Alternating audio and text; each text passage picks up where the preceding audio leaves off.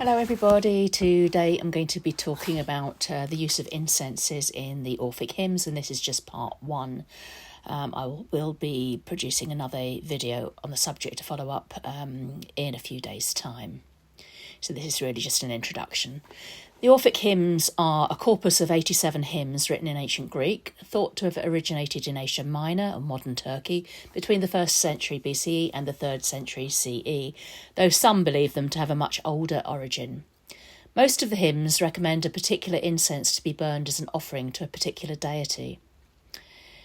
So I will be exploring the use of incenses in religious ritual and the mystery cults, with particular reference to the Orphic mysteries and the choice of incenses recommended for different deities in the Orphic hymns.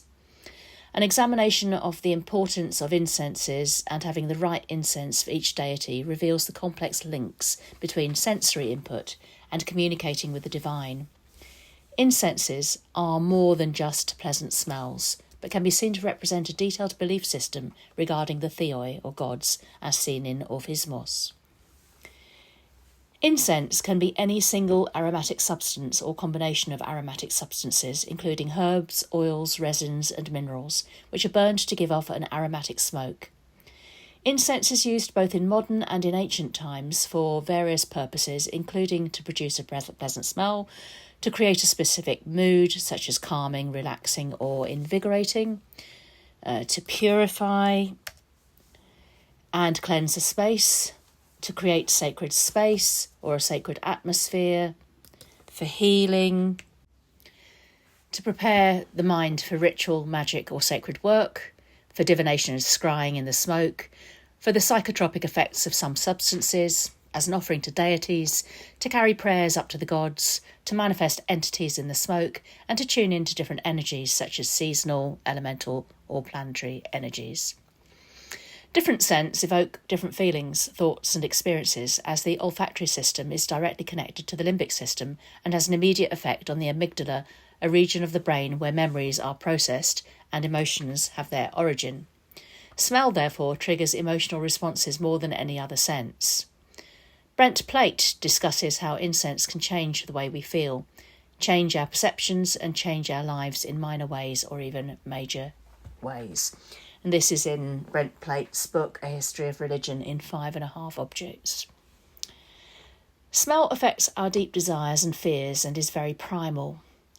Brent Plate discusses the use of frankincense as the most popular resin, which is considered very sacred and is highly valued in different cultures. Frankincense is recommended as an offering in several of the Orphic hymns to many of the different theoi. Murphy in 2013 discusses the use of perfume as a prestigious commodity in Bronze Age Pylos, scents being available to all, but perfumes manufactured in the palace being a restricted commodity which would evoke the power, wealth, and prestige of the palace. Murphy also discusses the power of the sense of smell in evoking emotions and the connection with memory, and states that anything that is smelled has an instant impact on the brain and creates immediate emotional impressions. The olfactory system quickly identifies different odours, and different scents can become associated with complex emotional reactions and can evoke memories. The different incenses within the Orphic hymns are therefore likely to become quickly associated with the powers which they are offered to, and will on subsequent uses quickly evoke the essence of the deities whom they are used to invoke, making the participants feel closer to the particular powers they are invoking. Murphy argues that the emotions evoked by an odour are more potent than the emotions evoked by other sensory stimuli, and that the longevity of memories created through the odour is also greater. Incense has been used in religious ritual for thousands of years, and is known to have been used all over the ancient world, with evidence of its use from the earliest civilizations of Egypt, China, India, and Mesopotamia. Incense recipes are detailed in Mesopotamian and ancient Egyptian texts and in the Old Testament, a secret incense recipe being provided by God in the Book of Exodus. Brent Plate in 2014 describes how different scents have been described for different purposes in India, with an Indian Justic company describing gulab or rose incense, for example, as being exceptional for meditation and creating sacred space, and creating a calmer atmosphere. The Mahabharata describes the purpose of incense offerings to the gods, stating that the smells are pleasing to them, bringing a sense of joy which is then shared with the worshipper, and recommends resins for the devas, but salaki, a resin from a tree of the same genus as frankincense, for the daityas or enemies of the gods. The most exalted resin is gugal, a resin from a tree from the myrrh family, which in Vedic tradition is linked to Agni, god of fire, and its ritual burning symbolically reassembles the mythically dismembered body of Agni. Brent Plate says that in later tradition, as worship of the Vedic gods waned and deities such as Durga, Kali and Shiva gained popularity, that Shiva was said to love Mahishaksa, a specific type of gugal, and other incenses such as camphor and aloes wood were also valued. Gugal is also used in Ayurvedic medicine, and its perceived medicinal properties may also contribute to its sacredness. In Hindu tradition, different scents are attributed to different deities, and there are also myths which connect certain deities with particular plants, though it's not always clear why a certain scent, plant or substance is deemed sacred to particular devas.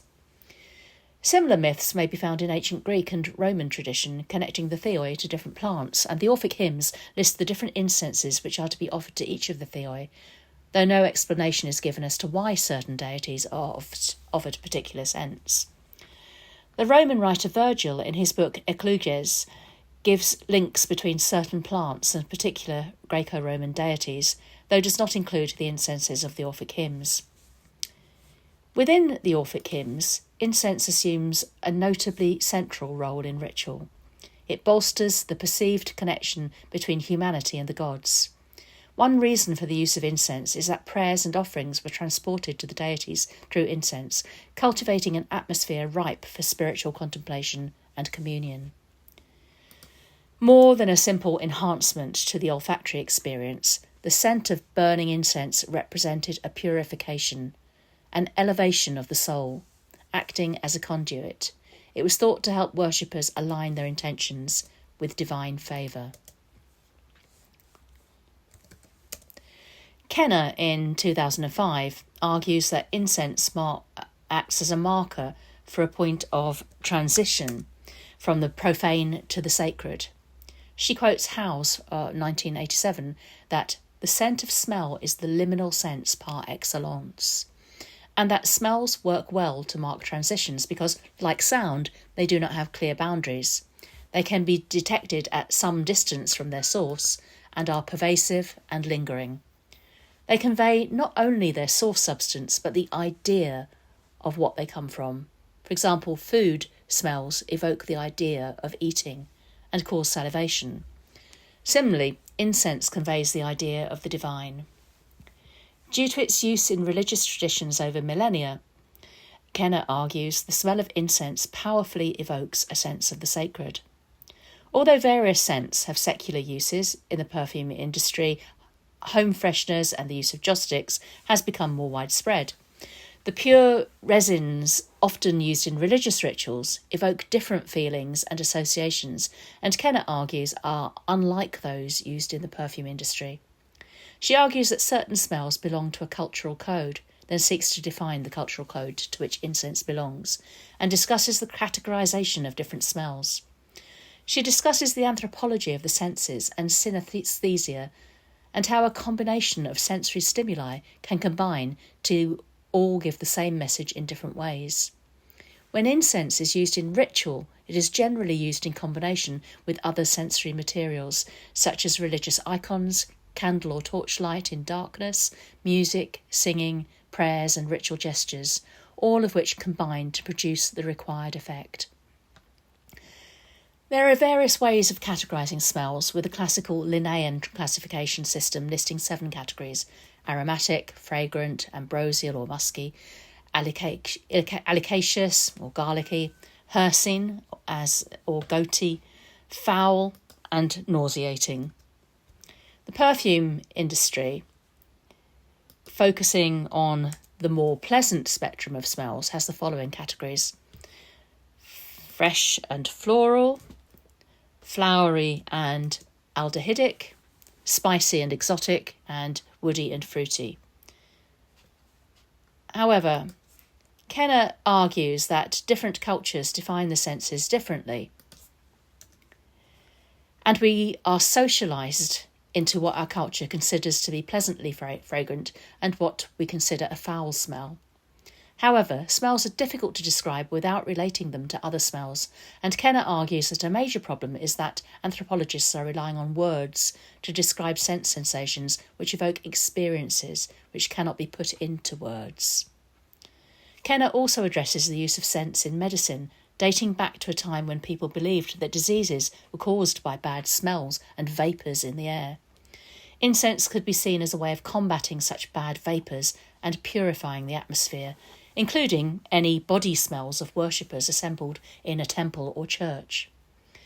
However, Kenner questions why, if incense was merely used to combat bad smells, would exotic and expensive substances be used for religious incenses rather than cheaper and more easily obtainable substances such as lavender as used in household fumigation. Kenner argues that the use of incense in religious gatherings, where each worshipper is sensed, also symbolically, de-individualises the worshippers and makes them all members of one body. This could be said to be equally true of Orphic initiates performing secret rites together, as of members of the modern Greek Orthodox Church congregation. The Orthodox congregation is said to be made up not only of worshippers, but also of an invisible company of angels, saints, and souls of the blessed. It is possible that the Orphic initiates may also have seen their community as also including various daemonic spirits and theoi, and that the worshippers became one with the divine presence, which would be very much in line with Orphic thought, the goal of Orphic practice being to achieve identification of the worshipper with the divine. Kenner also argues that incense resins and gums do not putrefy or go mouldy, and that incense is symbolic of incorruptibility and immortality. Different substances have also been likened to substances such as blood and tears due to their colour or shape, and such associations also evoke emotional responses. The burning of incenses to release the aromatic smoke is also symbolic of transformation, a solid substance being transformed into a fragrant, ethereal substance through the transforming power of fire. Gunderson in 2021 wrote an article describing the sanctuary of Apollo at Claros, in which he discusses the sensory experience of visiting a sanctuary in the ancient world, beginning with the landscape and then the contrast of entering the cave-like subterranean sanctuary of the oracle. He discusses the experience of synesthesia and the concept of being ensmelled, stating that an ambulant body, a person moving through the sanctuary, would smell where they were due to the different smellscapes in each part of the sanctuary, with the smells of sacrifice to animals and then of cooking meat stimulating other senses such as taste, and the aroma of smoke connecting the supplicant to earth and sky. Gunderson discusses how in such a sanctuary the human and divine are brought together by smell producing a transcendent feeling and feeling of otherness and proximity to the god. The Orphic hymns, on the other hand, are not connected with a particular sanctuary, and how they were used in practice is not known. Modern practitioners will often choose one or a few hymns and offer the appropriate incenses, but there are theories that the whole body of hymns made up a nocturnal rite. Such a rite could have involved a procession similar to that described by Gunderson in the sanctuary of Apollon, and the various incenses offered to the different theoi may have created a scentscape which, together with other sensory stimuli, created different atmospheres throughout the night-long ritual.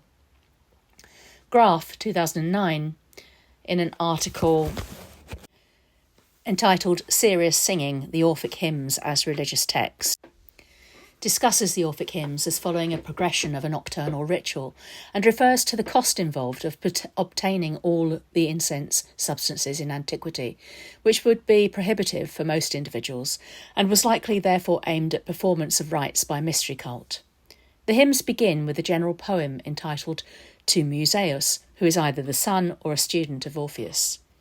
This poem lists the deities who are addressed in the following hymns. After this, the first hymn is to Hecate, followed by a hymn to Protheria, who Graf argues is also a form of Hecate.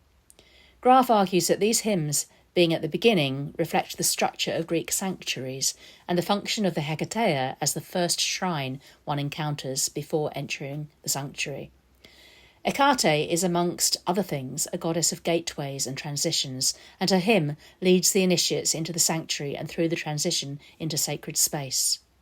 Graf argues that Hecate's hymn, being at the beginning, reflects the ritual reality of the initiates entering the sanctuary. The next hymn is to Nyx, the goddess of night, who is also a cosmogonic principle in the Orphic theogony and cosmogony, one of the first primordial deities from whom a progression of cosmic principles are generated. No incense is recommended as an offering to Hecate, though torch smoke is given for Nyx, torches also being generally associated with Hecate. Graf argues that the hymn to Nyx is placed at the beginning because these were nocturnal mystery rites, as were the mysteries of Eleusis, beginning at sunset and continuing until dawn. The next hymn is to Uranus, which follows the Orphic theogony, as Uranus is the son of Nyx. In this hymn, the initiate asks for a pure life for the new initiate, and Graf argues that this reflects the sequence of the ritual, which is a rite of initiation. Graf also emphasises the fear of meeting a divinity or phasma that could be unkind or in a violent state, and argues that the hymns create a mystery experience that is at least in part dangerous and frightening, with certain hymns addressed to deities such as Melanoi associated with madness. Graf discusses the sensory experience of the mystery rite and how it produces fear and the risk of madness. As the hymns progress through the different deities, Mnemosyne is invoked and asked to wake up memory and to send away forgetfulness. Mnemosyne is important in Orphismos, as drinking from the well of memory ensures liberation from the endless cycle of rebirths. But Graf argues that it is also important for the initiates to remember the rituals. This is followed by the hymn to Eos, the dawn, suggesting that the rites are concluding at dawn, though this is not the final hymn, and hymns to Themis, divine justice, Boreas, the north wind, Zephyrus, the west wind, Notus, the south wind, Okeanos, Hestia, Hypnos, sleep, the Oneirai, dream, and lastly Thanatos, peaceful death, follow. Graf doesn't directly discuss the use of incense, but incenses would have been a part in creating the atmosphere of uncertainty and fear, as well as the atmosphere of the sacred and the liminal. A large number of the central hymns are to Dionysos in his various aspects and to deities who are closely associated with him, such as his two mothers, Semele and Persephone. Different incenses are recommended for the different aspects of Dionysos, suggesting that the different incenses evoke different feelings and associations. I discuss the use of the different incenses for the different aspects of Dionysos more in my series of videos on Dionysos in the Orphic hymns, so please check those out as well.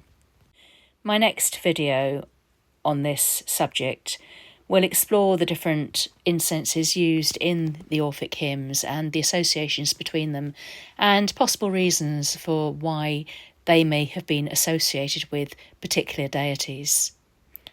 Thank you for watching this video, and if you enjoyed it, please like and subscribe to my channel and be sure to watch the next video, which I should be producing in a few days' time. Thanks for watching.